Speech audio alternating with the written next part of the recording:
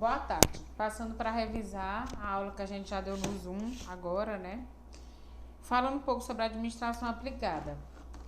A literatura fala bem claro sobre as teorias de administração. Quem são essas teorias de administração? São as TGA. Ela tem como conteúdo, né, ser constituído por postos teóricos de instrumentação, onde os dirigentes vão se preocupar, se preparar para a criação de estruturas e estilos gerenciais. Para se estruturar formalmente uma organização, faz-se necessário que os administradores adotem implícita ou explicitamente um quadro conceitual que os ajudará no momento de optarem por um determinado tipo de estrutura organizacional, a fim de alcançarem os objetivos propostos. O organograma é de grande valia para que isso aconteça. Esse organograma, ele tenha como se fosse uma estrutura organizacional de um quadro de um determinado setor. Eu vou desenhar lá naquele quadro qual é a estrutura e o funcionamento desse determinado setor, de uma determinada área, de um hospital, de um posto de saúde, de uma UBS, de uma secretaria de saúde, de onde fique, né, mais claro como que funciona cada setor dentro de uma determinada unidade de saúde. O organograma, ele facilita para que não sobrecarregue um funcionário e o outro fique com uma atribuição, para que não tenha um funcionário com 4, 5 atribuições e o outro funcionário só com uma atribuição. Ele facilita isso. Ele facilita também a questão da hierarquia. A hierarquia no organograma é uma coisa muito importante. Por quê? Porque essa hierarquia faz com que a gente saiba para onde se direcionar e a quem se direcionar. Por exemplo, se você tem um coordenador de enfermagem, você tem um enfermeiro, você trabalha como técnico, você vai se direcionar primeiro ao enfermeiro, depois ao coordenador desse determinado setor. Por outro lado, também é um instrumento que representa limitações, pois mostra apenas uma dimensão de diversos tipos de relações existentes na organização, focalizando somente as relações formais que estão previstas nos estatutos, regulamentos, portarias, normas, entre outros documentos oficiais, uma vez que os relacionamentos informais não podem ser demonstrados através de linhas e símbolos. Esse organograma nos mostra como que funciona ou como que é para funcionar uma hierarquia hospitalar. Nessa hierarquia hospitalar, ele mostra aqui, por exemplo, a gente tem a gerência de atenção à saúde, gestão de ensino e pesquisa e gerência administrativa. Essas três gerências, tripartite, faz com que você tenha uma hierarquia desse fluxograma, desse organograma. Por exemplo, aqui eu vou ter essas três gerências, eu vou ter a comunicação, a ouvidoria, o setor jurídico, o setor de gestão, a superintendente, o setor colegiado, o conselho consultivo e a auditoria. Os serviços de enfermagem podem ter várias denominações, ou seja, várias atribuições eu posso trabalhar sendo enfermeiro, como diretora, coordenadora, departamento de enfermagem, coordenação de enfermagem, chefia. Dependendo da instituição hospitalar ou da unidade básica de saúde que você trabalhe, você pode ter vários direcionamentos nessa forma. Portanto, este serviço para centralizar as questões relativas à profissão, ligado diretamente à assistência prestada ao paciente e também ligado diretamente às condições de trabalho da equipe, certo? Essa estrutura hierárquica de enfermagem nos hospitais, ela basicamente é composta pelos seguintes profissionais: chefe de enfermagem, coordenador de enfermagem, assistência de chefia, enfermeiros, chefe de unidades, técnicos de enfermagem e auxiliares. O que é uma equipe? Na realidade, uma equipe não é um aglomerado de pessoas. Quando a gente se fala de equipe, a gente está falando de várias pessoas que trabalham pelo bem comum, ou pelo bem maior, ou pelo bem de uma empresa, mais ou menos assim. Esse bem comum que se fala é o bem de uma empresa. Por exemplo, você trabalha em uma determinada indústria e o bem maior dessa indústria é produzir 500 máscaras cirúrgicas por dia.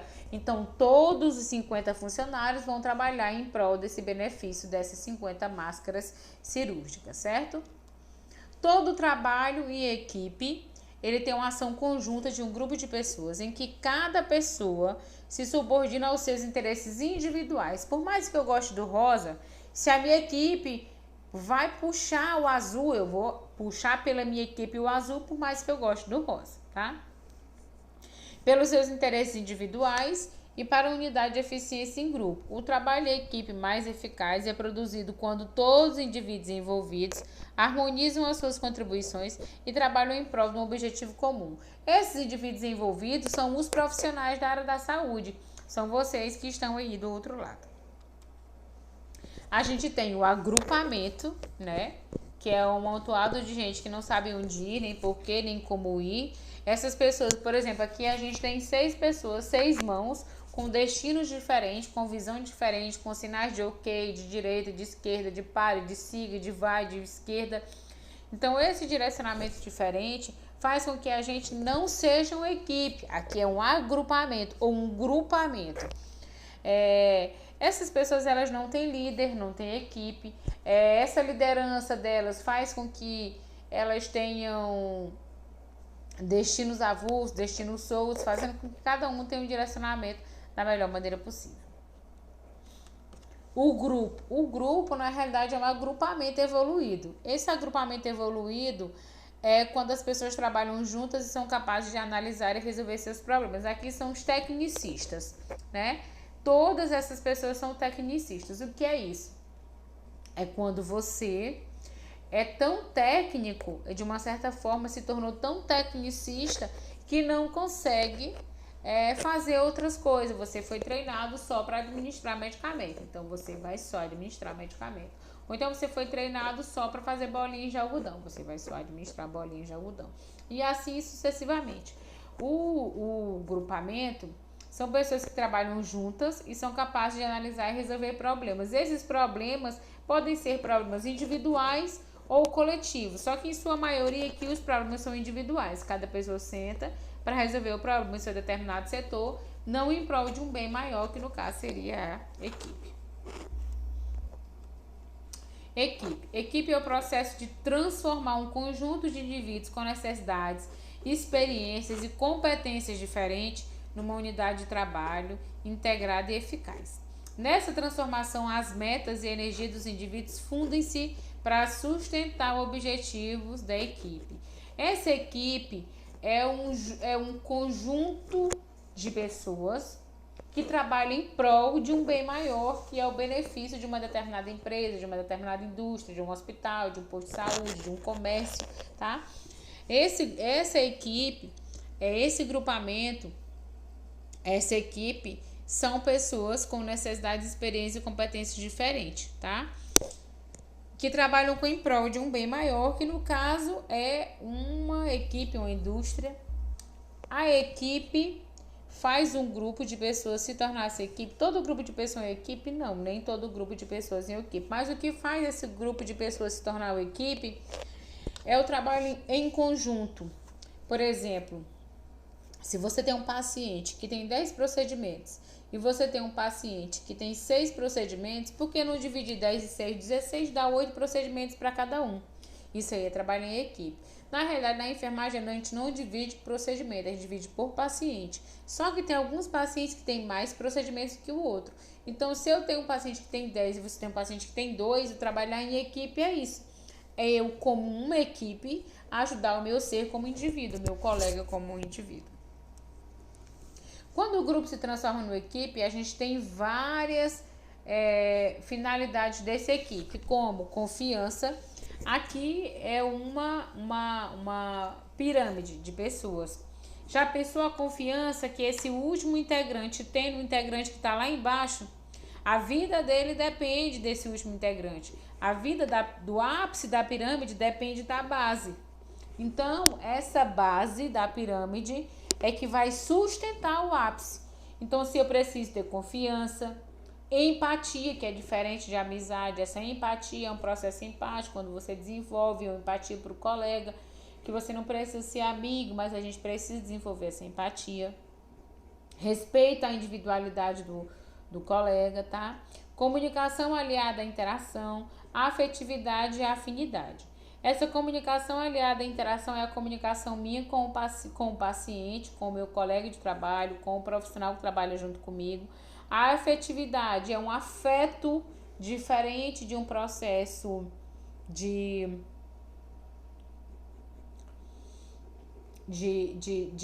amigo. Nós estamos no ambiente de trabalho não para fazer amizades. A amizade é a consequência do nosso desempenho no trabalho, enfim. E a afinidade. Então, para que essa pirâmide se erga, eu tenho que ter confiança, empatia, respeito, comunicação, interação, afetividade e afinidade. Diferença entre grupo e equipe. Grupo, trabalhar sozinho. Equipe, trabalhar junto. Grupo, ênfase nas atividades técnicas, que são os tecnicistas. Equipe, ênfase nas atividades multidisciplinar ou interdisciplinar. Grupo, atividades e tarefas estritamente delimitadas. Você só vai fazer isso. Tarefas e habilidade de conhecimento amplo. A gente dá um leque de conhecimentos para que esse profissional ele deslanche lá na frente na hora de fazer um procedimento. Grupo, coordenadores determinam o trabalho. Equipe, coordenadores determinam e planejam junto. Tem um coordenador e uma equipe que planeja o que vai acontecer nesse determinado setor juntos. Informações são restritas ao coordenador no grupo e na equipe as informações são compartilhadas entre todos. No grupo, a gente tem uma recompensa individual, que são as metas relacionadas a quem vende mais, a quem produz mais. No grupo é individual. Na equipe, as metas são individuais e coletivas.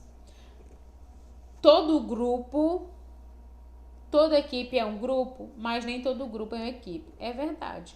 Às vezes você tem um grupo de pessoas que não é uma equipe de 100 pessoas. Se você tem uma equipe de 5 pessoas, que vale mais do que esse grupo de 100 pessoas. Então, na realidade, o grupo é quantidade e a equipe é qualidade. Eu posso ter uma quantidade mínima de pessoas e desenvolver um trabalho de equipe, de 2, de 3 pessoas, e desenvolver um trabalho de equipe multidisciplinar, onde eu consigo atender meu paciente de forma completa, tá? Aqui tem uma diferença, essa imagem, ela mostra muita coisa. Aqui a gente tem a diferença de o que seria um grupo e o que seria uma equipe. Aqui no grupo nós temos 6 pessoas em mesmo destino, mas em direções diferentes, com propostas diferentes, com tempo diferente, com cor diferente, que seria o seu objetivo, tá? E aqui na equipe não, a gente tem várias pessoas em volta de uma mesa procurando uma peça que encaixe nesse quebra-cabeça. Essa procura dessa peça que encaixa nessa cabeça é muito importante. Cada um tem uma ideia, mas todo mundo vai compartilhar dessa peça que cabe aqui nesse quebra-cabeça. Aqui são os símbolos da enfermagem, né? As lâmpadas, que são o símbolo de Florence Nightingale, que era com a lâmpada, que ela passava de leito em leito, né, para poder fazer a administração, os curativos desses pacientes na época da guerra. A seringa, que é o símbolo dos técnicos de enfermagem, e a cobra, que representa a agilidade. O importante é que cada um reconheça seus limites de atuação dos membros de uma equipe, a fim de se aperfeiçoar cada vez mais naquilo que sabe e o que foi preparado para realizar. Esse procedimento que a gente foi preparado para realizar é aquilo que a gente está disposto a fazer por essa equipe, tá certo? As equipes de trabalho de saúde, elas podem ser pluridisciplinar ou multidisciplinar. Existem esses dois tipos de equipe de saúde. Quando você tem uma equipe pluridisciplinar, são equipes que atuam juntos, trocando informações, mas que tratam o paciente por partes.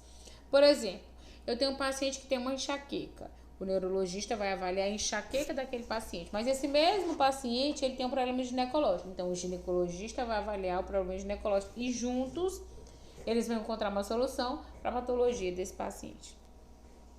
Já no multidisciplinar, passa a existir troca de informações, reuniões, debates frequentes sobre os cuidados a serem tomados. Aqui é diferente. Aqui é como se fosse várias pessoas em busca de um mesmo cuidado, né? Em busca de uma melhoria de saúde. A liderança. Sempre falo de liderança que é diferente de ser chefe. Ser líder é diferente de ser chefe, né? Ser líder é conseguir fazer com que as pessoas acreditem e abracem a sua ideia. Isso aí é ser líder. Aqui fala: ser líder é a habilidade de influenciar pessoas que trabalhem com entusiasmo visando atingir os objetivos identificados como bem para todos. Se você observar aqui nesse cardume, a gente tem vários peixes amarelos e um peixe verde. Esse peixinho verde, ele conseguiu convencer todo esse cardume que o melhor seria seguir nesta direção. E todos eles estão indo com entusiasmo, com força de vontade, para seguir na direção que todos foram convencidos que essa aqui seria a melhor opção. A gente tem líderes autocrata, democrata e liberal. Dependendo do tipo de liderança que eles estão propondo, tá? Autocrata, democrata e liberal, você vai ter que se adequar a esse tipo de liderança, dependendo do lugar que você trabalha, do local que você trabalha. O líder autocrático, trabalha na apreensão e controle dos subordinados, tá? Não dá autonomia aos liderados, impõe suas convicções, não aceita críticas, tem dificuldade de se adaptar a diferentes ambientes. O que pouco é considerado a sua opinião é sempre mais importante. Mantém-se distante dos líderes sem criar uma política de portas abertas. Não estimula a criatividade, a autonomia e o desenvolvimento da equipe. Esse não estímulo desse líder autocrata faz com que as pessoas não consigam trabalhar com entusiasmo, sabe? Aí a gente tem o líder paternalista, né? E o líder situacional. Esse líder paternalista é aquele líder que te coloca no colo, que te tem como um filho, que quer te abraçar, que quer saber dos teus problemas. Esse líder faz com que o funcionário não desenvolva, com que esse funcionário não cresça, né? Já o líder autocrata é orientado por resultados, decidido, eficiente, rápido e objetivo e assume os riscos. Valoriza os resultados, cumpre as metas, sob a influência do estilo do grupo, age como um ser dependente de uma orientação constante. Esse ser dependente de uma orientação constante é o líder autocrata. Ele precisa ser orientado e ser guiado por esses colaboradores que ajudam ele lá na empresa, certo?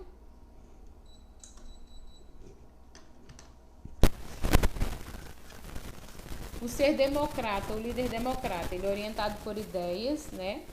Criativo, entusiasmado, estimulante, persuasivo, valoriza o reconhecimento, promove o espírito de equipe, o espírito de time. Esse líder, ele é muito persuasivo, ele consegue fazer com que você adquira, ou que você absorva a ideia que ele quer, ou a ideia que ele tem de persuasão.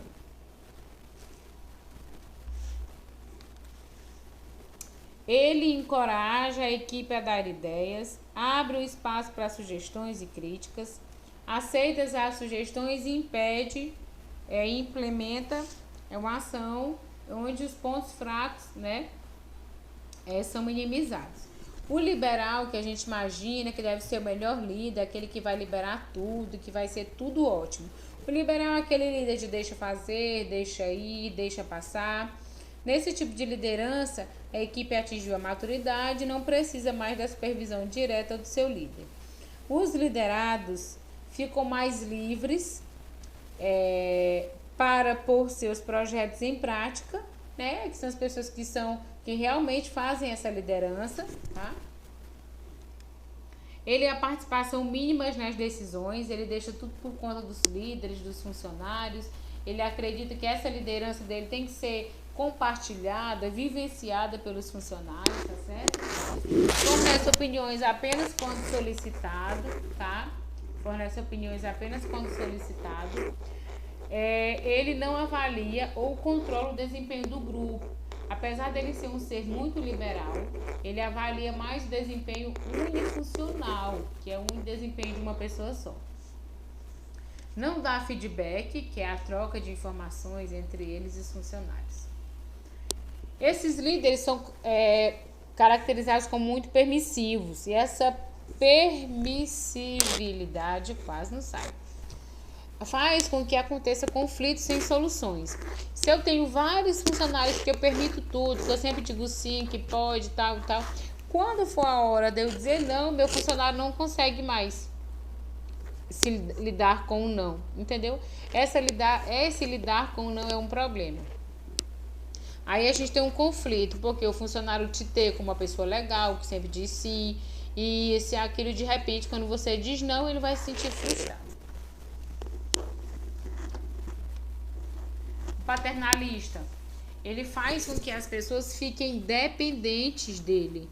Eu não faço meu funcionário crescer, eu não faço meu funcionário aprender, eu não faço meu funcionário pensar, porque eu estou sempre dizendo que está certo. Ele é amável, compreensível, prestativo, valoriza a atenção que recebe, criando assim uma constante dependência dos seus colaboradores. Então, em sua grande maioria, os seus colaboradores todos dependem desse líder para que isso aconteça.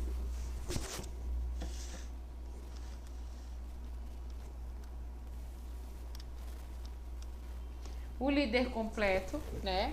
Que é o líder, que é o verdadeiro líder que a gente chama, ele assume as 4 posições de acordo com a situação do motivo. Ele é permissivo, ele é compassível, ele é liberal, ele é autocrata, ele é democrata.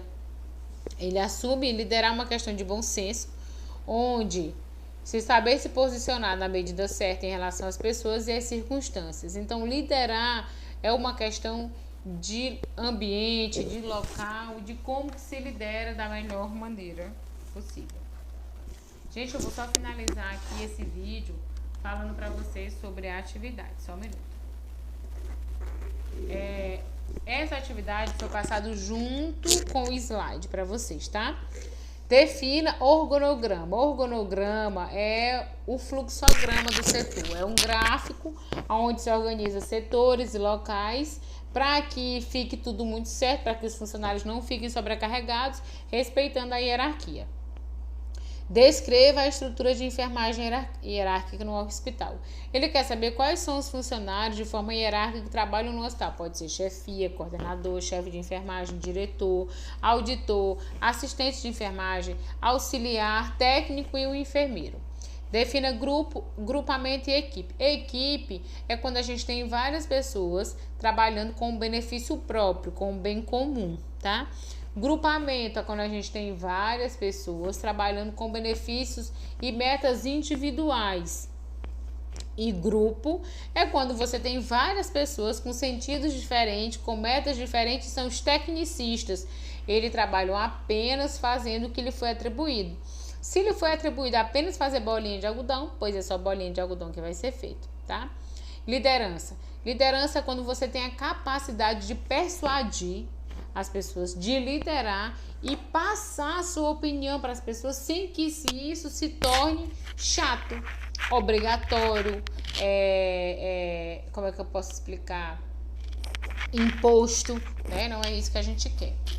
Mas a última questão. Na atual situação de saúde, qual líder que seria mais indicado? Quando eu falo de líder, eu quero saber dos líderes que foram apresentados aqui. Se é o democrata, se é o líder autocrata, se é o liberal, se é o permissivo, se é o paternalista. Você vai colocar o tipo de líder, justificar o porquê e me mandar essa atividade. Foi um prazer estar na presença de vocês. Aguardo vocês nos próximos finais de semana.